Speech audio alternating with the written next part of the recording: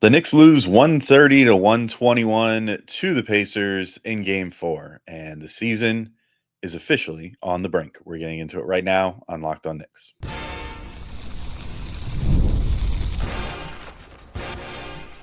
You are Locked On Knicks, your daily New York Knicks podcast, part of the Locked On Podcast Network. Your team every day.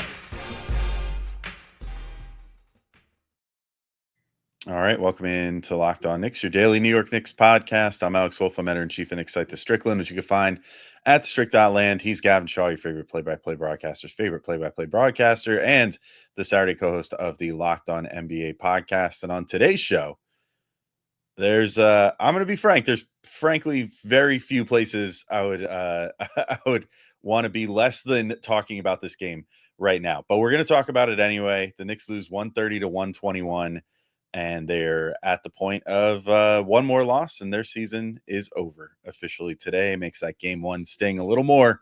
We're going to get into all the things that went wrong, and then maybe some of the things that went right for the Knicks in this game on today's episode.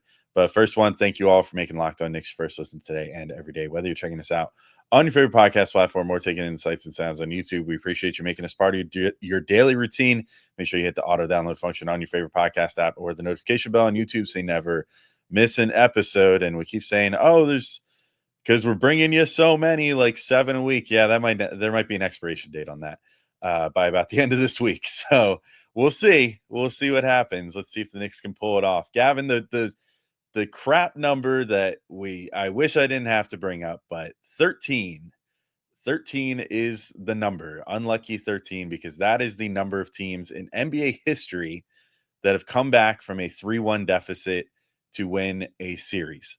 There have been it's a little more front heavy in recent history. Relative recent history. I don't think it's happened since 2020, or was that just the time that there was two of them? But that one, everyone's always said you kind of throw away. There was technically no home court advantage. That was during the bubble. Everything else, but pretty unlikely. It's about the same likelihood of happening that the Knicks win this series as the Knicks winning 3 playoff games while trailing by 20 or more. So if you want to use that as the honey to make the medicine go down here, about a 3% chance over the course of NBA history for them to come back and win this series. So this one stings pretty bad. Losing this game and again makes it feel extra crappy that they lost focus for the final 3 minutes of game one, choked that game away, and now find themselves in a 3-1 hole, because I really think this was probably the best that the Pacers have played them in this series. And I think that it's been competitive otherwise. And now, unfortunately, though, they find themselves on the brink. And as much as I hate to give empathy to Boston ever, this is probably about what Boston Celtics fans felt like last round after the Knicks pulled off the 2 improbable comebacks to eventually take a 3-1 lead despite the razor-thin margins. But that, unfortunately, is playoff basketball. Yeah, it is. And you know what doesn't help when you have razor-thin margins? Playing Josh Hart, 36 minutes. They didn't start him, but they essentially started him, Alex. Tom Thibodeau, I don't know if he needs to see a sports psychologist. I don't know if he needs to see our friends over at BetterHelp. Maybe I'm agenda pushing here. The numbers scream that the Knicks are very, very good when Deuce McBride is on the floor. For people who missed our episode yesterday, coming into this one, a plus 25.3 net rating in this series. But to me, and we talked about this pre-show, it didn't have to be Deuce McBride tonight. I don't think he played particularly well by his standards. 3 points in 15 minutes. Could have been DeLon Wright. Could have been Landry Shamet, maybe even preferably over both those guys. It just could not be Josh Hart, because Indiana, as much as they have all series, played off him. You saw its greatest impact near the end of this game where Jalen Brunson turns the corner, should have a layup. Andrew Nembhard, he's 20 feet away from Josh Hart, covering Brunson, and Brunson panics and misses a runner. OG Anunoby driving, should have a dunk. It's Aaron Nesmith, again, helping off of Josh Hart, and he's there to take a charge, right? They didn't guard him. You're playing with a hand behind your back. You've been playing with a hand behind your back all year. There's a reason. This is, again, statistically the worst starting 5 in conference finals history since 2008 in terms of net rating. There's a reason they've been a negative since Christmas. There's a reason there's something like -10 for the playoffs, and yet Tom Thibodeau doesn't believe in numbers, doesn't believe in math. In the year of our Lord 2025, he just keeps going back to it. And it didn't help that Josh Hart on his best nights can erase that, right? He can be so effective as an offensive rebounder, gutsy enough as a three-point shooter, creative enough as a playmaker, getting you enough in transition, getting you occasional drives in the half court, playing good defense that he makes up for all that. Tonight was not that night from Josh Hart. He was terrible on both sides of the ball. It's been a theme all season long, Alex. He gets beat on 3 different back cuts on this one. 2 of them on sideline out of bounds plays where you should absolutely be focused. I need to rewatch to see if he got clipped by a screen or for miscommunication on a switch. But what I saw watching live was him twice beat by Benedict Mathurin, once by Ben Shepherd. Mathurin over and over again, who had sucked in this series, was driving on him and scoring the basketball. I saw a fan tweeted us. I did not get a chance to confirm this, but allegedly the first player in NBA history to score 20 or more points in 13 or less minutes in a conference finals game. So shout out to Benedict Mathurin for that. He was a sieve on the defensive end of the floor. Him and OG Anunoby down the stretch this game botch another switch that leads to a Siakam layup. He was just bad defensively and offensively, Alex. He was again even worse, both in terms of passive impact and his active impact. Like he had a good first 5 minutes and then turnover after turnover after turnover, particularly in the second quarter, telegraphing multiple passes to Karl-Anthony Towns, a possession where he just dribbles the air out of the basketball and shoots a 3 with a guy in his face after not really trying to do anything. He sucked. Stepped out of bounds on a catch with 3:20 left in the third after the Knicks had cut it to 5. Some people coming out of this one might rightfully say, well, Jalen Brunson was abysmal defensively, and we will get to that. That is the other area I want to go. Mikal Bridges was bad in this game. A lot of areas you can start. I cannot get over Tom Thibodeau's absolute blind spot for Josh Hart, absolute blind spot for the starting lineup, and the Knicks are on the brink because of it. Yeah, I mean, I don't want to completely throw away all the good things that Josh Hart has done in his time with the Knicks. Sure. And like, I think that he's had some phenomenal games. This was, I think, the worst game that he has played in a Knicks uniform. And I don't think that's an exaggeration. Like, given the stakes, given everything else, this guy is normally like a playoff riser. This was terrible. This was, I've never like yelled at my TV more or sent more angry messages in group chats or anything about one single player than I did Josh Hart in this game.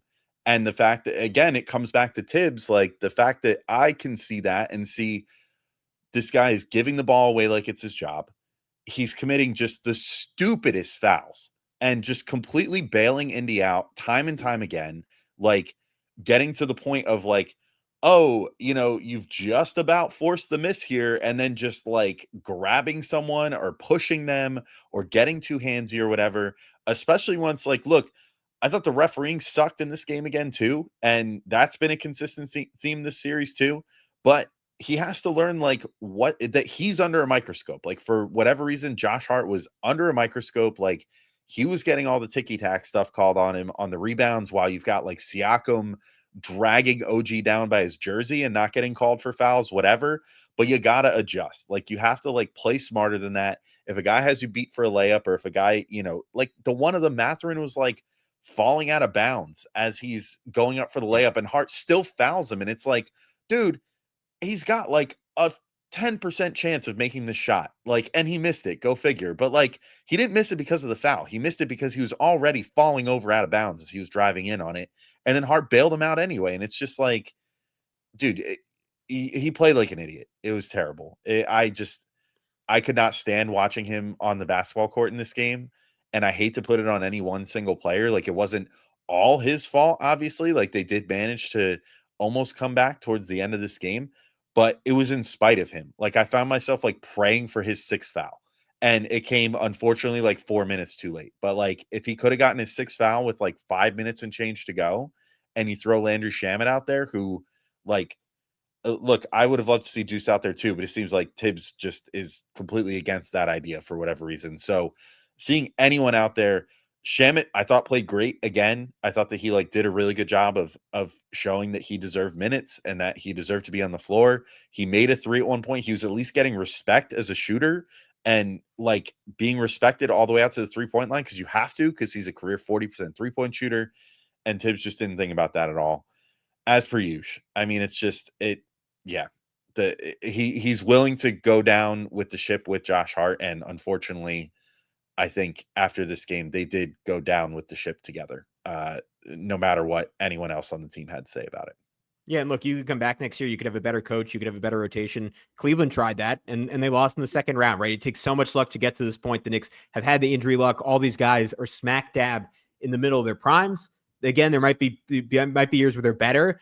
This was a rare opportunity against a 4 seed in Indiana, who we keep saying it like is maximized, is fantastic. I don't know if we'll touch on Tyrese Halliburton before the end of this episode. The guy is incredible. He's very annoying. I understand why Knicks fans hate him.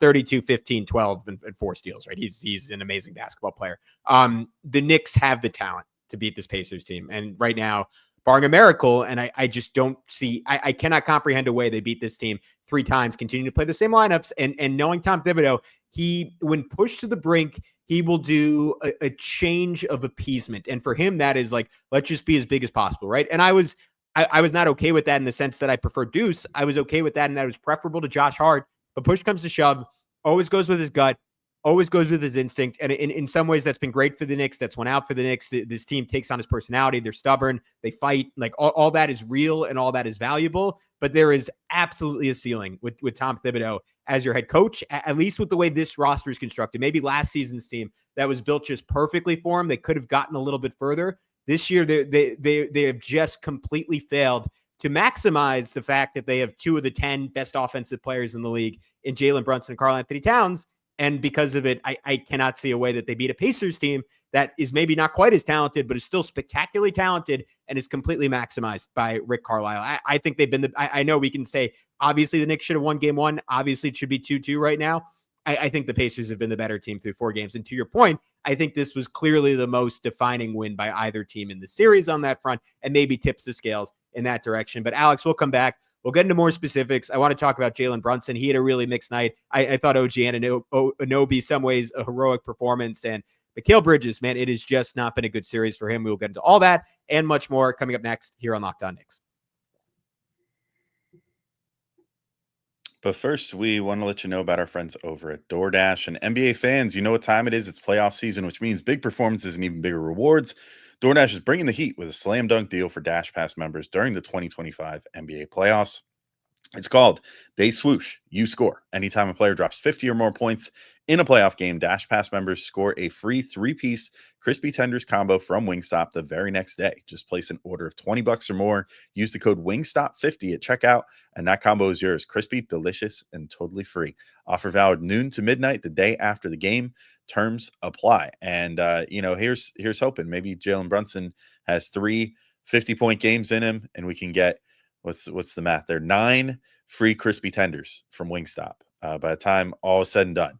So we'll see what ends up happening there. But that's my greatest hope, that not only will the Knicks win this series and go to the NBA Finals somehow, become the 14th team in NBA history to do it, but that I'll get 9 juicy, delicious tendies from Wingstop for the trouble. So here's the play. Sign up for DashPass to unlock this and more exclusive deals all season long. When any player scores 50 plus in a playoff game, DashPass members can grab a free 3-piece crispy tenders combo from Wingstop the next day with a $20 plus order and code WINGSTOP50. That's DashPass, your door to more savings, more flavor, and more ways to win. Terms apply. All right, we're back in to keep talking through this loss for the Knicks. And Gavin, you teased a little bit. I mean, I think we've taken enough of a steaming dump on Josh Hart and Tom Thibodeau at this point, though maybe we'll still save some more. But now I think it's time to talk about Jalen Brunson a little bit, who had 31 points in this game. And if you just look at the box score, you might say, hey, it wasn't half bad for Brunson, right? I mean, even honestly, all the counting stats actually are quite kind to him. 31 points, 9 of 19 shooting, 2 of 6 from 3, 11 of 12 from the free throw line, 5 assists, 2 steals, and a block. So 3 stocks for Jalen Brunson. That's, if you had that on your bingo card, you maybe won some money with one of our sponsors. But either way, tough game for him, because I thought that this one, more than any game this series, other than maybe like the very end of game 1 when things fell apart, I thought that the Pacers did a much better job of crowding him, of making him uncomfortable. He turned the ball over 3 times according to the box score, but it felt like much more. But I guess it's just because they came at very key junctures. They just came at times when the Knicks could not lose the ball down the stretch as they're trying to like make this improbable comeback for the umpteenth time this postseason. And I mean, again, I despise giving this man credit for anything, but like some really good doubles by Tyrese Halliburton. He forced one of those key steals. Was just getting his hands in there and being, again, the word of the day, at least as it pertains to the other side of the floor, is maximized. Like he was being maximized as a defender. Meanwhile, Brunson was being minimized as a defender, or the Pacers were maximizing what they could do against him, trying to get him in every action. I think there is really something to be said. And unfortunately, this feels like one of those moments where something has been discovered about the Knicks star player, but the Pacers have been brilliant at getting him involved in damn near every action that they do on offense, making sure that he is like front and center. They're targeting him like crazy, and I think he held up decently enough on certain plays in this game, but it is so obviously tiring him out. It's so obviously frustrating him when he's getting called for fouls because he's having to make up for the fact that like he's just at a size and length disadvantage like he always is on an NBA court. But unfortunately, I think it's also in some ways spilling to the other side of the ball where it looks like his first step is suffering a little bit sometimes. Like, I don't know, like the decision making, I think they just did a good job of deciding when to blitz him. But there were a few times where I just watched and I was just like, man, this is just like uncharacteristic for him. Didn't quite seem to have like, there was a relatively easy layup attempt late in the game that I thought like, oh, that should go in. And he short rimmed it. I think it's clear he's getting worn down by these guys. And unfortunately, I think that they've kind of discovered something here in that the Knicks don't have a clear plan for protecting him on defense if the other team's thought is to get him involved in everything. And this is where, like, again, to bring it back to Tibbs, this is where it would just be so useful to have something in your back pocket like a zone, like a 2-3 zone or something that you could go to that would give Brunson like just an area of the floor to control and stop getting him lost in these switches, still keep the perimeter defense, solid and allow you to just plant a rim protector like a Mitch in the middle.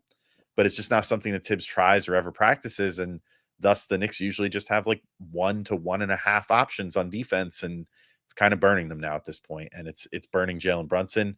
But yeah, again, sucks to admit it, but in the battle of the stars in this game, he got trounced by Tyrese Halliburton, and Halliburton had a much better game. And it sucks to see Brunson getting abused in this way, honestly. Yeah, and look, you kind of see Tibbs admitting it, right? Like, can you imagine a past season where in what is about as close to a do or die game as you could get, Jalen Brunson goes under 38 minutes, right? Finishes 137, only 17 in the first half. Like that's Tibbs saying, like the Knicks' best stretch in this game was early second quarter with DeLon Wright and Landry Shamet, and then that's when they came back and forced their way in. And it's what we talked about yesterday, right? Like because Tibbs is, and like I think it's mostly on Tibbs. Maybe it's a little bit just on the roster construction, but because they are just utterly unable to simultaneously maximize Brunson and Cat offensively, and maybe it just turns out we bring in like a different coach and like those guys don't fit together. That's possible, but because those guys are not maximized offensively, like it is just hard to keep them on the floor together. But to your point, it was much more Brunson than Cat in this game. I think what was frustrating is like it's a combination of like the physical stuff and the mental errors. Like he just had multiple times in this series where he's fallen asleep. Like in game 1, gave up 3 to Nesmith just because he or it might have been game 2 where he just like wasn't guarding him on an inbound and it was like a 40-foot pass and he was asleep and Nesmith hit a 3. One of the first few plays of this one, Nesmith comes up to set a screen and Brunson is just slow to get there, right? He's nowhere in the vicinity. Nesmith pops, gets a wide open 3. But the more defining element to this was Indiana just discovering the cheat code of that if Brunson's not going to switch. And to be clear, Brunson switching on to Tyrese Halliburton is not a good option, but it is a far better option in my mind than him trying to hedge and recover, which we've seen. I mean, we saw in the Boston series, right? The 2 games they lost, it was all, and not all, but a lot of it was because they stopped switching and tried to have Brunson hedge and recover. Same thing at times against Detroit, and Indiana over and over and over again, just taking advantage of the fact that it starts with Mikal Bridges, right? Like you see the Pacers defenders, Ben Shepherd, Nesmith, Nembhard, they are pressed up and on the ball. crossing half court. It doesn't always work. Sometimes Brunson would just put his shoulder down and beat those guys. A lot of times Brunson would put his shoulder down and beat those guys. But those are hard, arduous buckets, to your point. Those are exhausting buckets versus what's happening on the other end of the floor where Mikal is back because he, for whatever reason, is suddenly not quick enough to stick with Tyrese Halliburton, which I thought was the whole point of why you got Mikal Bridges, because he should be able to guard someone like Tyrese Halliburton about as well as anyone in the NBA, in theory. Hasn't worked in practice. So Mikal is back on the ball, never gets through the screen, and then Brunson is there for a second, and then he's gone, and Mikal is way behind the play, and Cat is either attached at the three-point line to Turner, or it's a Spain action, and Turner is setting like one final screen, and Cat can't get around it. You see over and over again down the stretch of this game,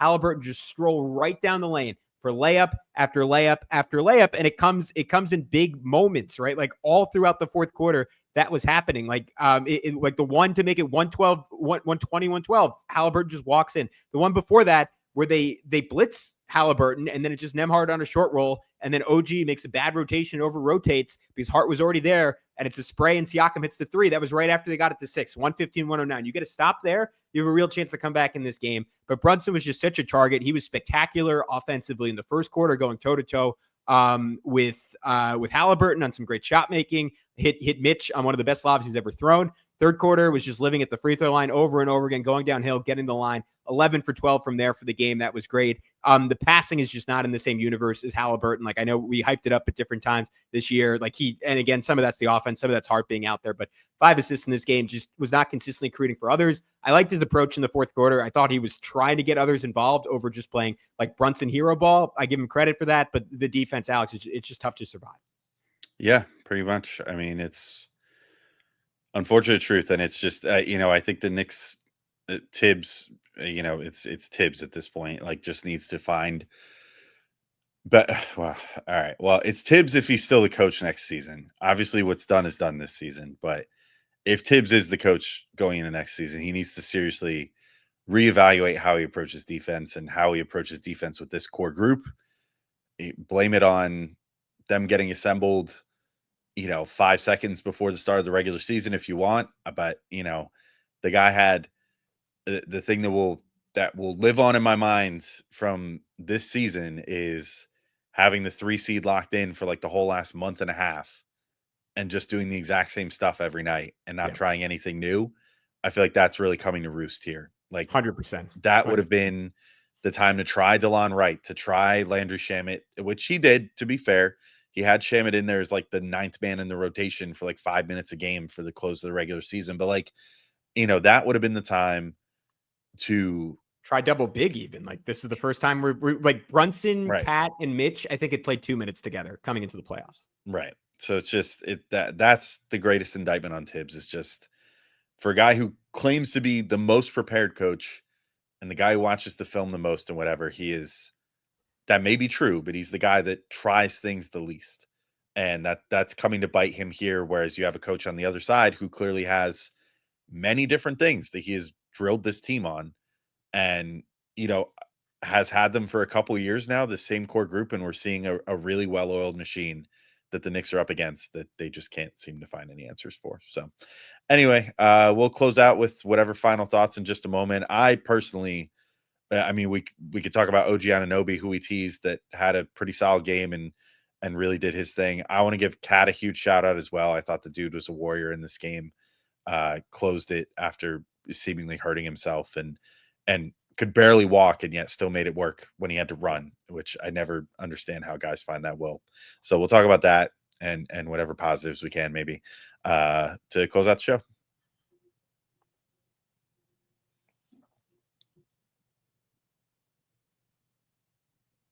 All right, Gavin, we're back in. I teased it a second ago. I'm just going to jump right into it. Karl-Anthony Towns, I thought, had all told a really solid game. I think there was, talk about guys with defensive shortcomings. There was some of that. Obviously, he got himself in foul trouble within the first 4 minutes of this game,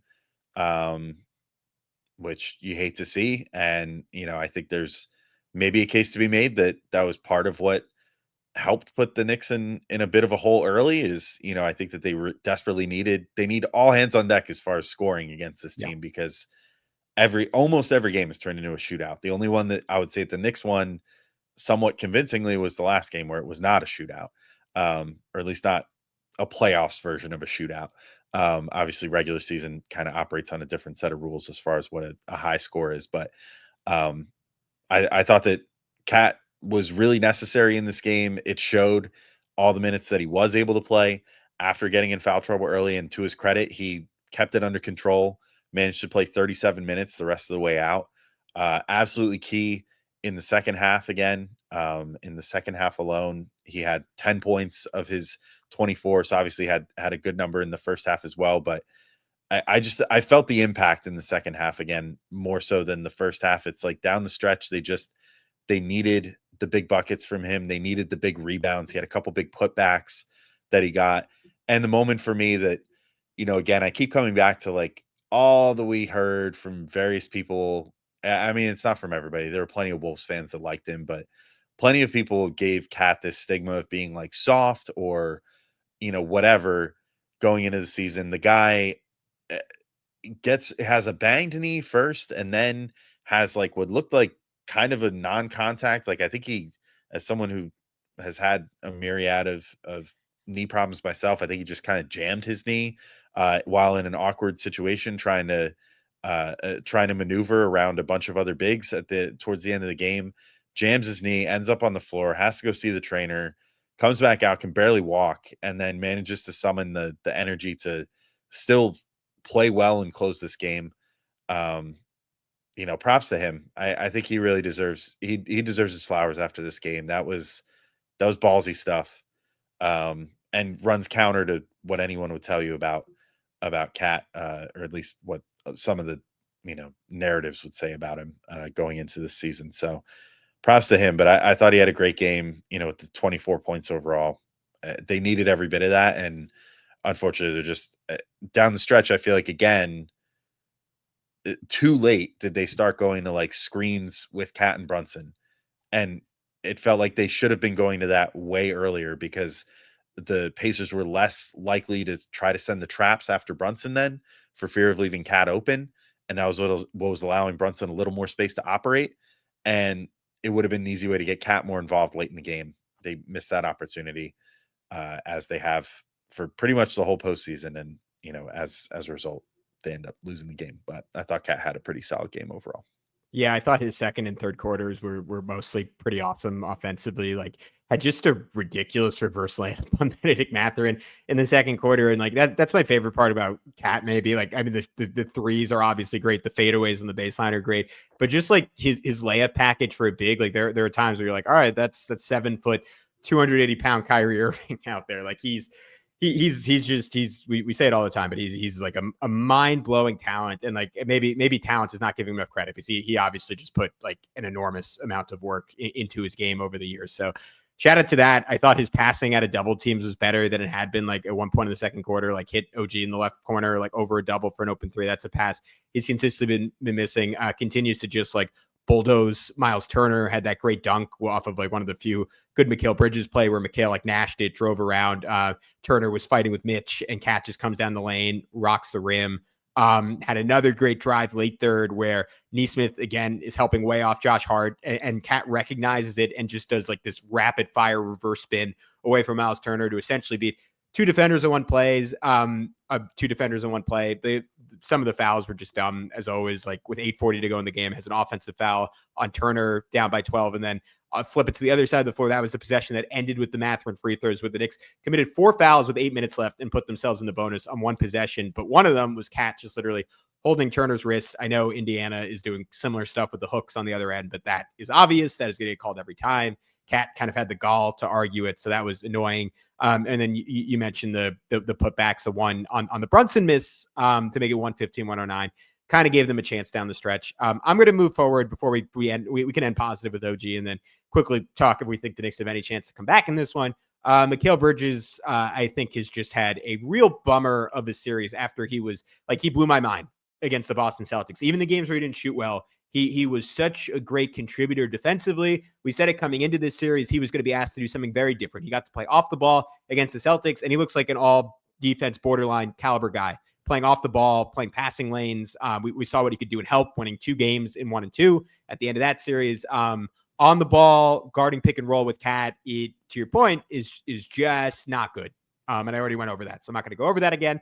Shoots 4 for 5 from 3 in this game. A bunch of them come late in this one. Hit 2 early in the fourth quarter that were really important. One got it to 118, 112, if I'm remembering correctly. In turn, shoots just 1 for 10 from 3. The most frustrating sequence, Alex, end of this game. He takes 3 straight. Apparently, only one of them was a 3 since he was 4 for 5 from 3. But trying to take threes, he like hits one off the right corner, goes off someone else because Josh Hart was able to crash and get them a second possession. Literally takes the same exact shot again, coming out the out of bounds play, like fading 3 off the catch. I just think a terrible shot in that situation, especially when he comes into this game shooting 2 for 10 from 3 for the series. And the next position comes down, takes another one, his third in a row. That pretty much tanked any chance the Knicks had of coming back in this one. I cannot comprehend the shot selection from him at times. Continues to just miss really easy shots. And Indiana this series, like they screamed out loud what they thought about Mikal Bridges, putting Tyrese Halliburton on him. And at times, like Mikal has overwhelmed Tyrese Halliburton, just posting him up, hitting a turnaround, had an and one on that early in this game. And yet the Knicks don't go to it consistently enough. Mikal doesn't go to it consistently enough, miss another layup at a different point. It is just not able to punish that. And I think that like Mikal on both ends, just getting crushed in his battle against Halliburton is just one of the biggest swing pieces of this series. Yeah, I'm with you there. I'm not sure what else I even care to get into in this game, if I'm being completely honest. I think we could, I don't know, do you have any final notes? Because otherwise I'm ready to wrap up. I'm ready to go to bed, ready to start, I don't know, doing some rituals or something to try to get the Knicks a 3-game win streak here with their season on the line. But that's pretty much what it's come to at this point. So I'll throw it immediately back to you, Gavin. I'm spent, bro. If you got anything else to say it. And speak now, forever hold your peace. This is like the semi-pro sequence where Will Ferrell posts up and he just says, I want another one. I want another one. Throw it back. Give it back. Give and go. I appreciate it. All right. OG, just trying to bring some levity. OG Anunoby, real quick. I think he deserves a shout out. I thought he was awesome. I thought his defense, again, after game 3 was really good. He had some bad plays, but overall was far elevated over where it was. Like he was the one of the few guys along with Cat and at times Brunson that was playing like the next season were on the line and like had an extra gear. And like you just like it stood out so much in this game, how much harder Indiana at least appeared to be working compared to New York, the way they crashed, the way they defended. And OG was the one guy who was sort of matching that energy. Some of the shot making was brilliant. Like got this great double screen from Cat where he just bulldozed Siakam for a layup. They ran that same curl play as last game. Pascal cut it off, so this is great. I'm going to put a step back jumper in your eye. They go down by 15 early in the fourth, hits a 3 to beat the shot clock. A great offensive rebound in traffic where we would have had a put back dunk, but Pascal Siakam smacks him in the head. No call. Multiple great defensive plays early in the fourth, like flying back in transition and knock a pass away from Siakam. Before that, low man rotation to force a turnover. Like I just think he was all over the place. It won't get appreciated because they lost. And I'll shout out, even though Mitch was what was he, minus 20 in 19 minutes? That's unbelievably poor. I just don't think that starting lineup makes sense. I think we have enough confirmation of that. His offensive rebounding in the third quarter was amazing. Got a dunk off it. Got Cat the dunk. That was really cool. Shout out to DeLon Wright and Landry Shamet. They played well again. And yeah, that's all I got for you, Alex. We will call it a night. No optimism for game 5. They didn't earn it.